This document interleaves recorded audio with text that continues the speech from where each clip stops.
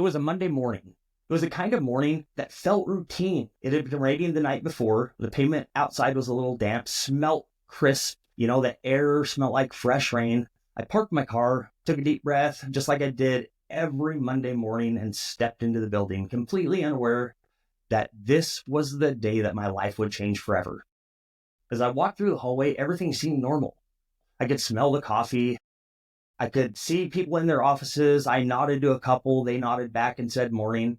Everything was like it should be, or at least I thought it was. I walked into my office. I sat down, sat my bag down, stretched my fingers out before I reached for my keyboard. It was just another day, right? I typed my login. Error. Huh, that's weird. Frown, tried again. Error. User does not exist. What? That doesn't make sense. I sat back in my chair. Maybe this is a system glitch. That happens, doesn't it? I leaned down to the hallway. I called down the hall to the new CEO.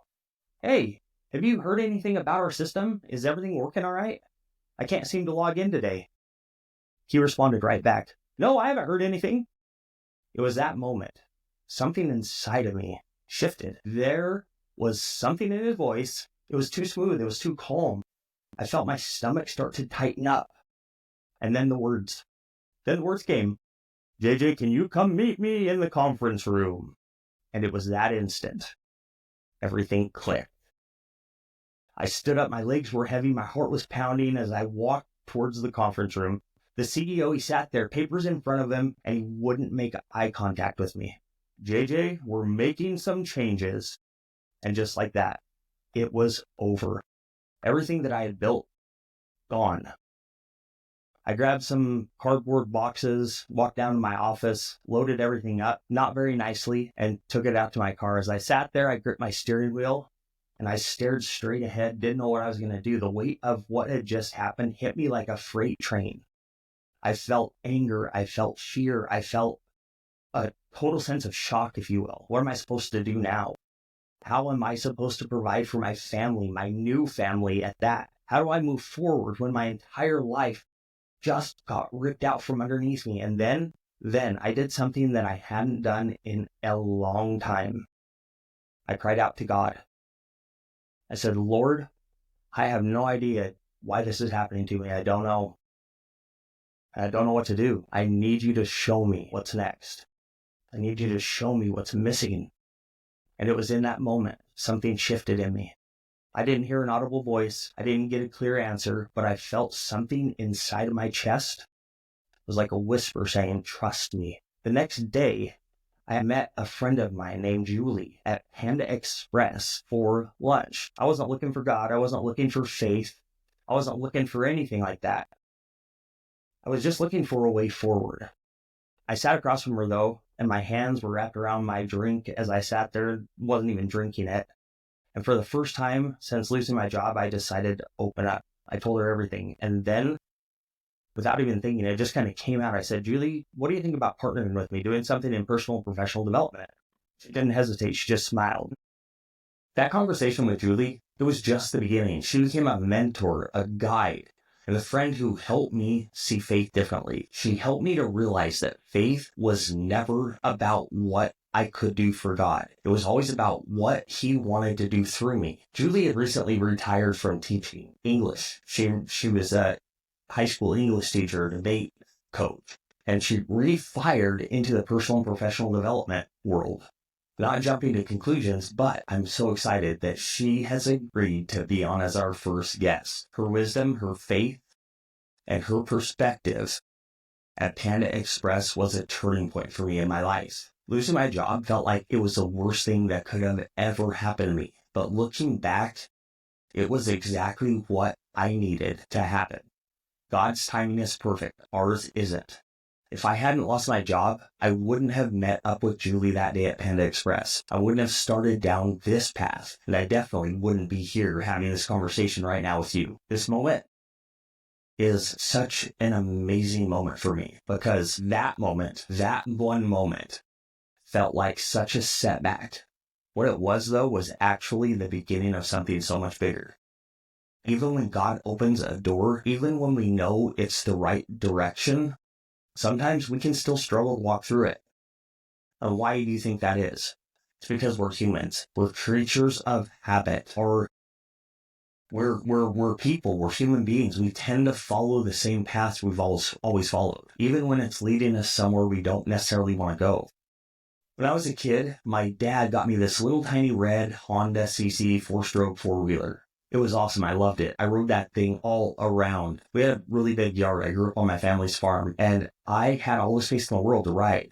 At first, I could go anywhere. But when the grass was wet, everything changed. I'd ride through the same areas over and over. And before long, I started carving deep ruts into the ground. At first, I didn't notice it. But then, my tires kept slipping back down into the same grooves when I went through this little tight spot. Even when I tried to go in a new direction, like tried to go around them, stay on top of them, the ruts would pull me back in. And that's when it hit me, right? When I'm doing this thing, this is exactly how our minds work. Here's the thing about ruts. You don't always notice them. You don't always notice them right away. When I first got that little Honda 50cc four-wheeler, I was just having fun. I wasn't thinking about where I was riding.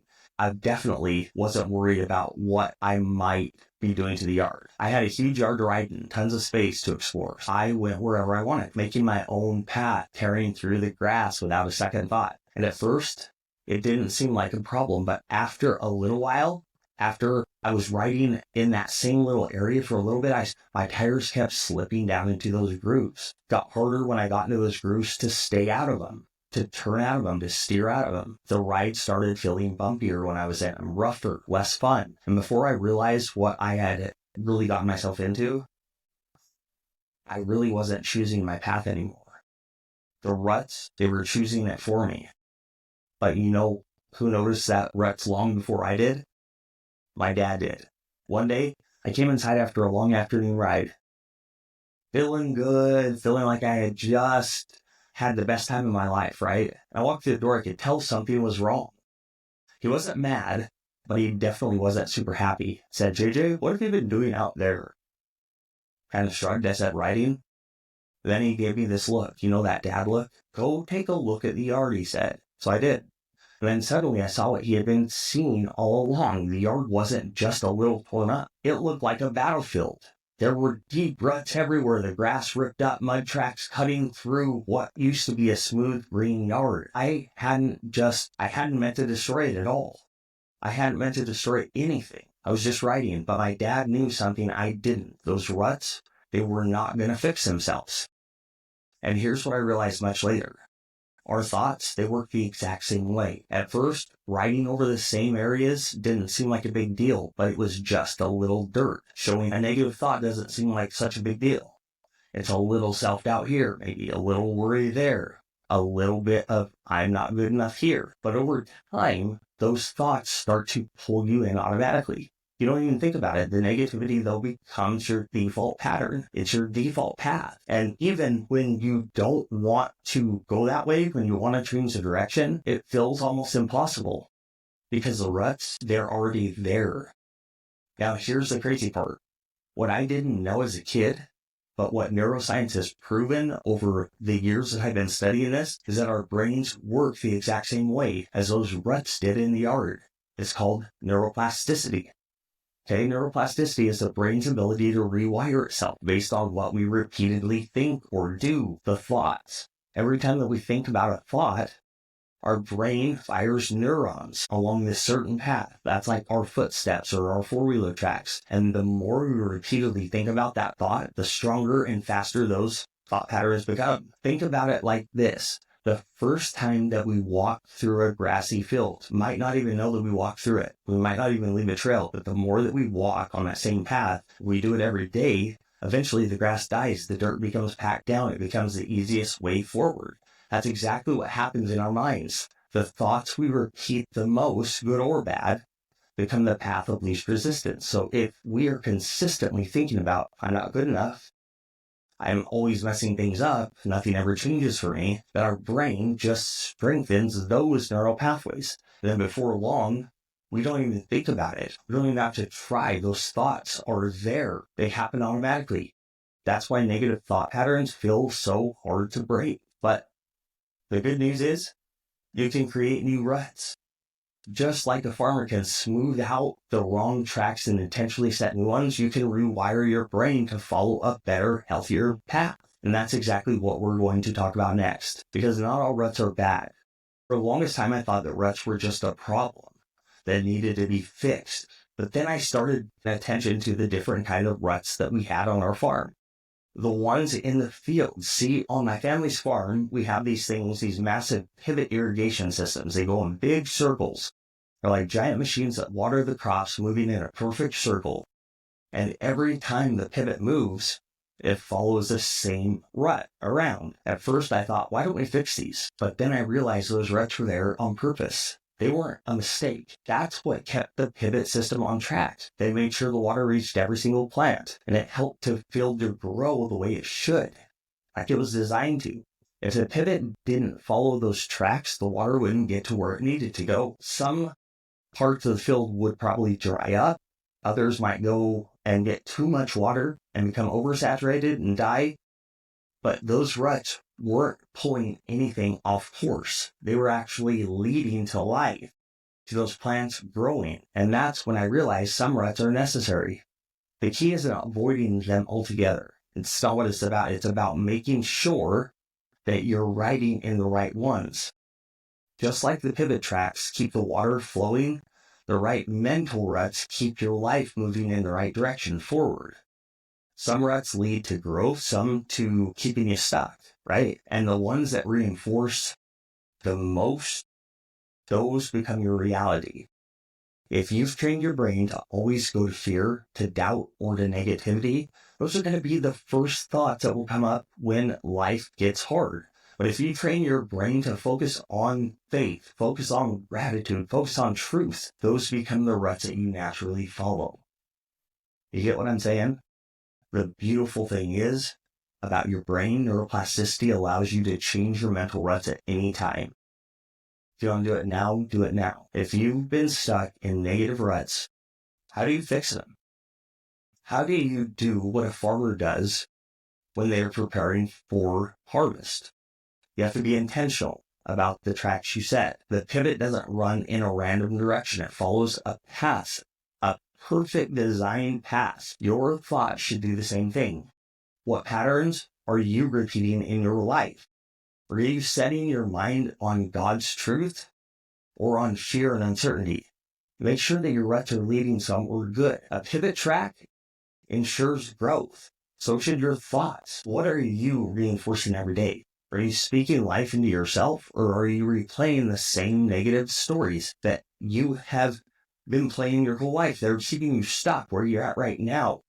You have to reinforce the right ones. A farmer doesn't just let a pivot track get overgrown or washed out. You have to maintain the good ruts. Be patient with the process. When a farmer sets new pivot tracks, it's time to take for the ground to settle, because it has to become firm. If they rush the process, the ruts won't hold. The pivot will just drift off course. The same thing happens if your mind, at first, choosing faith over fear, it won't feel natural. It's going to feel to you. At first, believing truth over doubt, it's not going to be easy. But if you stay consistent, your mind will start to follow. It'll start to follow your new path automatically. Because whatever track your mind follows the most, that's the path your life will take. And the good news is you can choose a different track whenever you want. Now, what happens if you've been riding in the wrong ruts for years? What if the grooves are already deep? What if it feels like no matter how hard that you do try, you keep getting pulled back in? This is where intentional repair comes in. See, I want to go back to when I was tearing up the yard. When I torqued the yard with my four-wheeler, the ruts didn't just disappear because I stopped riding on them, right? Because it was dry. Even if I avoided that area the rest of my life, those ruts, those grooves in the dirt, they would still be there. If we wanted to fix them, we had to do some work. We had to actually shut the water off. We had to let it dry out. We had to get the ground. If the ground stayed soft, the ruts would only get worse. Your mind's the same way. In your mind, this means cutting off the negativity, stopping that flow of negative thoughts. Keep reinforcing the wrong path, right? Those thoughts aren't helping you at all. We have to bring in fresh dirt. We have to fill those ruts in. They're not going to fill themselves. We had to go out, we had to get fresh dirt, and we had to fill in the gaps between where the old path had been, and in your mind, it's the same thing. This means replacing negative thoughts with truth. We had to pack down and level out the ground. If we just threw some dirt in there, the ruts, they would have just left it loose. The next time that we walked over it or rode over it, we would sink right back in. We had to press it down. We had to tap it in. We had to pack it down, smooth it out, make sure that it was solid. In our mind, this means reinforcing new beliefs over and over again until they become stronger than the old ones were. When we had to let everything settle, if we tried driving over it too soon, the ground wouldn't be firm yet. We would create new ruts all over.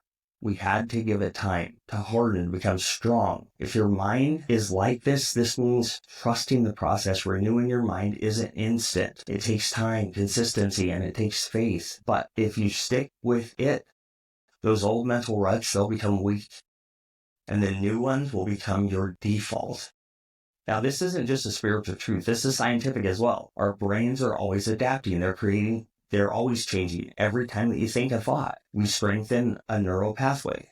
And the more we repeat that thought, the stronger and faster those pathways become. But here is where I want you to focus. Your brain can rewire itself. Old neural pathways weaken when they aren't reinforced. New, healthier, ones that are stronger, we can strengthen those when they're repeated. Your default way of thinking can change. That's why Romans 12 verse 2 is so powerful. Do not conform to the patterns of this world, but be transformed by the renewing of your mind. Because renewing your mind isn't just an idea, it's a process. It's a process that literally reshapes the structure of your brain. And just like fixing the ruts in the yard, it won't happen overnight. But if you shut off the water, if you bring in the right truths, if you reinforce it on a daily basis and give it time, you're going to see transformation. So my challenge to you is, what kind of ruts have you been running in? What have been running your life? Where have you been driving? What ruts are you making? Are they helping you grow, or are they keeping you stuck? What's one mental rut that you could fix right now? What's the biggest mental rut that you have? Identify the thoughts that have been holding you back. What's one truth that you need to reinforce in your lives? Find a Bible verse that contradicts that lie and make it a new pivot track in your mind, because your mind will always follow the strongest path. It's up to you, though, to make sure that it's the right one. In the next episode, I'm going to be sitting down with Julie Underwood, the person who helped me start this process, because the biggest thing keeping most people stuck, it's not their circumstances, it's their mindset. So if you've ever felt like you just can't break free from the old patterns, you won't want to miss this next first episode that we're having. Make sure that you're subscribed, and if this episode helped you, share it with someone who needs to hear it. Your mind is always creating ruts. The only question is, are they the right ones? God designed your brain for transformation, and you are not stuck. You are not broken, and you are capable of renewing your mind and stepping into the life that you are meant to live. A life of faith, a life of confidence, a life of purpose, because you were designed for transformation. Until next time, stay intentional, stay faithful, and remember, God is always leading you somewhere greater.